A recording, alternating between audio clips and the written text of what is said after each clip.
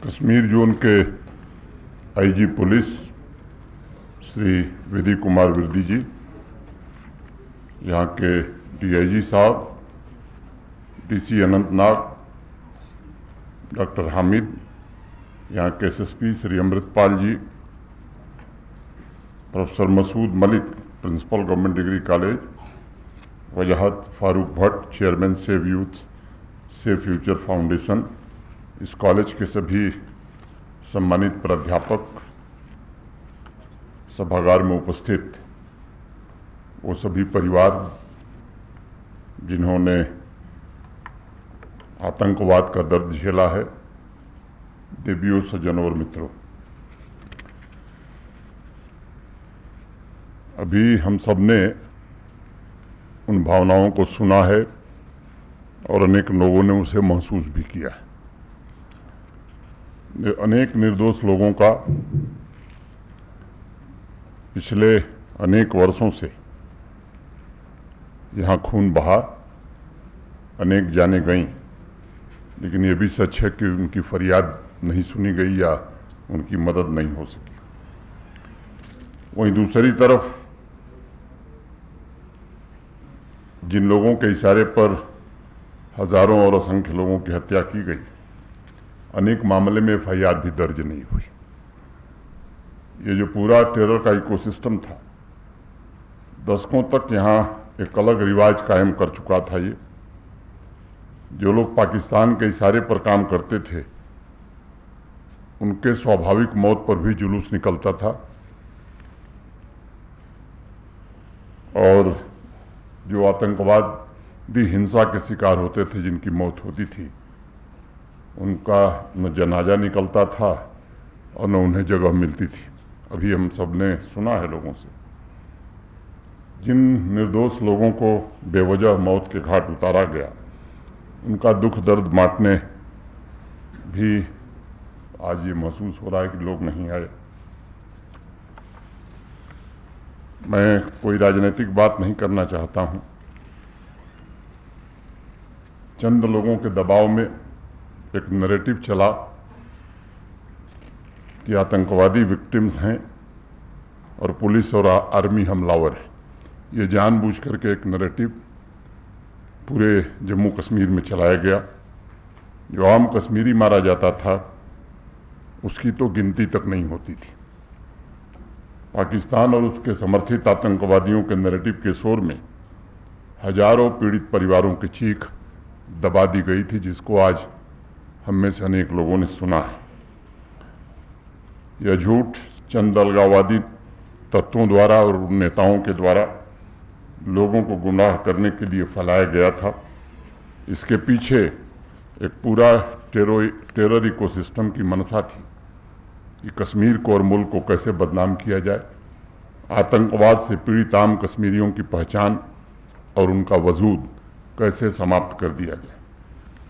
मैं जानता हूं बरसों तक आपके दर्द को नज़रअंदाज किया गया है, आपकी कहानियां अनकही रह गई हैं। हम लोग भी कुछ ही लोगों को सुन पाए, शायद और लोगों के पास भी इससे भी दर्दनाक किस्से होंगे।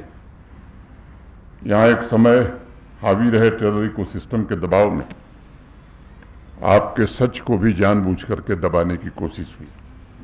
मैं आभारी हूँ save youth save future foundation का, और दिल से इनका शुक्रिया अदा करना चाहता हूँ।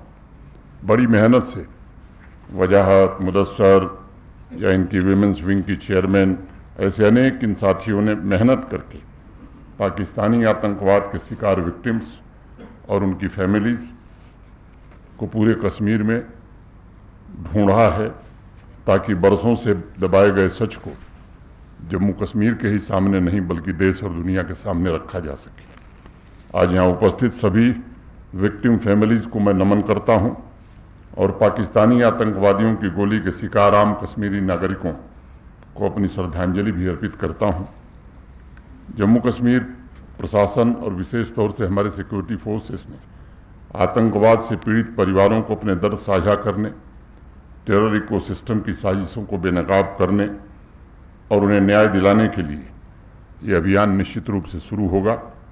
मैं जानता हूं कि आप लोग दशकों से न्याय की आस लगाए हैं लेकिन आज मैं कहना चाहता हूं कि वो इंतज़ार ख़त्म हो गया है।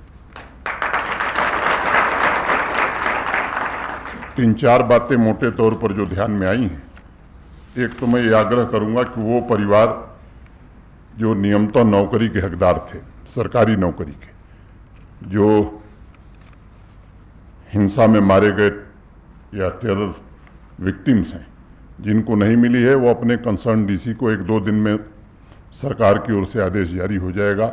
आप अपनी एप्लीकेशन डिस्ट्रिक्ट मजिस्ट्रेट को जमा करिए, 30 दिन में नियुक्तियां हो जाएंगी। अगर कोई परिवार बच गया है तो 30 दिन के अंदर उनकी नियुक्तियां कर दी जाएंगी।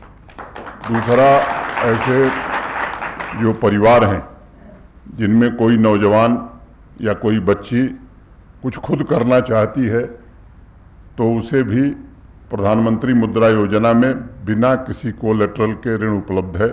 प्रशासन पूरी हैंड होल्डिंग करेगा, आप काम करिए, आपको पैसा भी उपलब्ध कराया जाएगा और आपके रोजगार का इंतजाम भी किया जाएगा। तीसरा, थोड़ी बड़ी बात मैं कह रहा हूँ, आपने बहुत कुछ खोया है, अब थोड़ा साहस जुटाने की जरूरत है। जिस मामले में FIR दर्ज नहीं हुआ है, या आपके ध्यान में है कि आपके पिता या आपके भाई का हत्यारा अध्यापक है, मैं IG कश्मीर यहाँ हैं, आप उनको दीजिए, उनके खिलाफ कार्रवाई भी होगी और नौकरी से बाहर किए जाएंगे। जिनकी जमीन या प्रॉपर्टी कब्जा की गई, उनको भी मैं निवेदन करना चाहता हूँ, इसके लिए आपको आगे आना होगा। आप संबंधित अधिकारियों को शिकायत दर्ज कराइए। मैं आपको भरोसा देता हूँ कि जिन आतंकवादियों ने या उनके समर्थकों ने आपकी जमीन या आपकी प्रॉपर्टी कब्जा की है, अविलंब उसे खाली करा करके और उस पर आपका हक कायम हो, इसकी व्यवस्था निश्चित रूप से की जाएगी।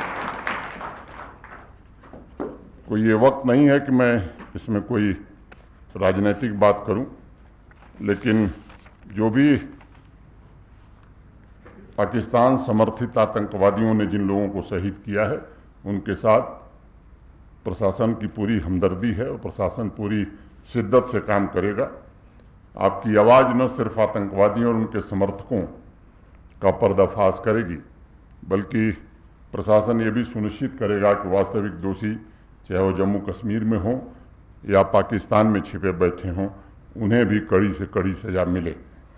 मैं आज यहाँ अनंतनाग में उपस्थित साउथ कश्मीर के सभी पीड़ित परिवारों से आग्रह करना चाहता हूँ कि बेखौफ होकर के, आप IG साहब यहीं हैं, संयोग से डिविजनल कमिश्नर आज अब यहाँ नहीं हैं, उनको भी निर्देश दे दिया जाए, क्योंकि डिफरेंट डिस्ट्रिक्ट्स के हैं आप। अनंतनाग के जो लोग हैं वो अनंतनाग के DC और अनंतनाग के SSP यहीं बैठे हैं, बाकी जिलों को भी निर्देश दे दिए जाएंगे। अब स्थिति क्या है, जहाँ भारत दिन दूनी और रात चौगुनी आगे बढ़ रहा है, वहीं जिन लोगों ने अपनी पॉलिसी में आतंकवाद को रखा है, उनके यहाँ लोगों को न भोजन मिल रहा है, न्यूनतम नागरिक सुविधाएं मिल रही हैं।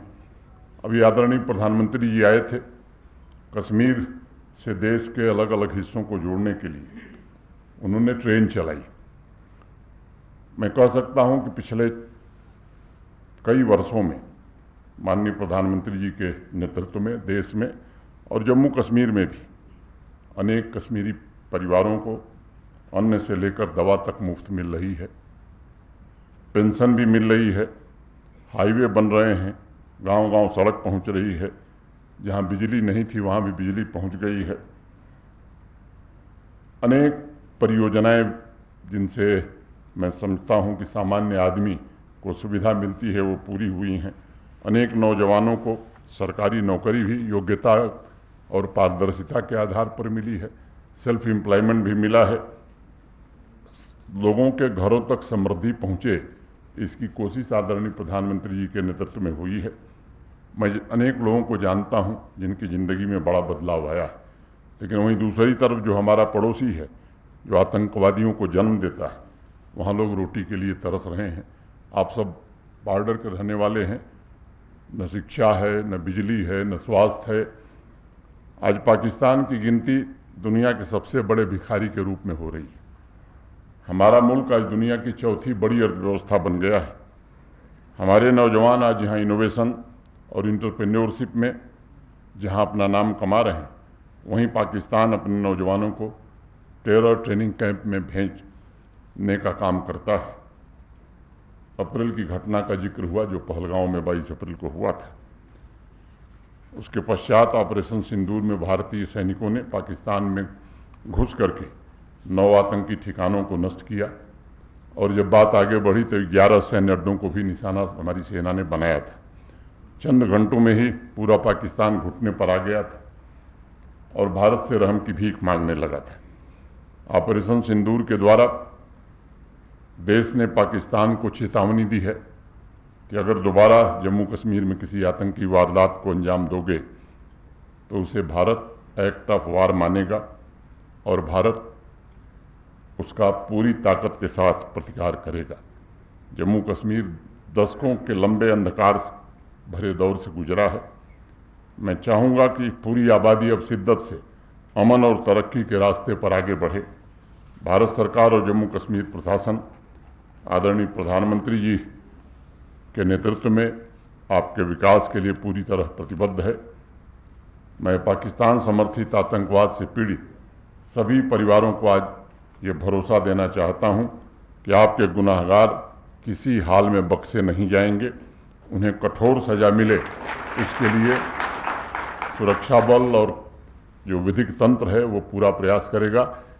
लेकिन ये सच है कि घटनाएं पुरानी हैं तो आपको भी थोड़ा आगे आना होगा। आपने बहुत कुछ खोया है, थोड़ा साहस दिखाइए, क्योंकि मैं समझता हूँ कि अपराध करने वाले के खिलाफ अगर बोला नहीं जाता है तो उसका साहस बढ़ता है। ऐसे लोगों को बेनकाब करना जो समाज में चेहरे बदल करके इज्जत पा रहे हैं, मुझे लगता है कि उनको बेनकाब करना भी उतना ही ज़रूरी है। मैं फिर से उन साथियों का एक बार शुक्रगुजार हूँ जिन्होंने मेहनत करके आपको जुटाया है। कुछ लोग आए हैं, कुछ लोग नहीं आ सके हैं। मैं आप लोगों से ये अनुरोध करूँगा जिन लोगों ने इस कार्यक्रम का आयोजन किया है कि ये जो आपने एक पवित्र काम प्रारंभ किया है, प्रशासन के लोग भी इसमें आपके साथ रहेंगे। लेकिन कहीं भी अगर कोई परिवार छूटा है तो जैसे मैंने 4 बातें दोहराई हैं कि अगर सरकारी नौकरी नहीं मिली है, कंसर्न डिस्ट्रिक्ट मजिस्ट्रेट को आप सूचना दीजिए कि मेरे भाई की डेथ हुई, मेरे पिता को मारा आतंकवादियों ने, हमारे घर में किसी को नौकरी नहीं मिली। मैंने कहा है कि 30 दिन में सरकारी नौकरी आपको मिल जाएगी। दूसरी बात मैंने कही है कि मैं किसी बैठक में प्रशासन के अपने साथियों से बात करूंगा इस पर कि जो लोग कुछ करना चाहते हैं उन्हें सेल्फ एम्प्लॉयमेंट का पूरा अवसर, आर्थिक रूप से भी उनकी सहायता और उनकी हैंड होल्डिंग, ये दोनों कराया जाएगा। तीसरा, जिस मामले में मुकदमा दर्ज नहीं हुआ तो आईजी साहब यहीं बैठे हैं, मैं आपसे निवेदन करना चाहता हूं कि आप सीधे उनको आप दीजिए, पूरे कश्मीर का जहां भी होगा वो कंसर्न एसपी से डायरेक्शन दे करके वो कार्रवाई कराएंगे। और जिनकी प्रॉपर्टी जब्त हुई है या जिनकी ज़मीन कब्जा हुई है वो भी दें, उन्हें भी खाली कराया जाएगा। बाकी अपने साथियों से मैंने चर्चा की है कि और आगे कैसे इस अभियान को ले जाना है, फिर इस पर चर्चा होगी। आने वाले दिनों में श्री अमरनाथ जी की यात्रा का ये बहुत महत्वपूर्ण पड़ाव है अनंतनाग। यहीं से यहाँ के लोगों ने लंबे समय से अनंत यात्रियों का हृदय से स्वागत किया है। इस बार की यात्रा पर पूरे देश और दुनिया की निगाह है। मैं आप सबसे निवेदन करूंगा कि जिस तरह से गत वर्षों में आपने यात्रा में सहयोग किया है, इस वर्ष उससे भी आगे बढ़ चढ़ करके यात्रा में सहयोग करिए। मुहर्रम का पवित्र मौका भी आने वाला है, वो भी हम सब मिल करके भाईचारे के साथ मनावें। ये निवेदन करते हुए आयोजकों के प्रति फिर से हृदय से आभार व्यक्त करते हुए और जो परिवार आए हैं जिनको सुना है हमने, मैं समझता हूँ कि उनके प्रति मैं विशेष रूप से आभारी हूँ कि आप दूर दूर से चल करके आए हैं। आपसे ये मुलाकात निरंतर होती रहेगी। जब भी आपको लगे आप निश्चित रूप से हमसे संपर्क कर सकते हैं। बहुत बहुत धन्यवाद। नमस्कार। जय हिंद।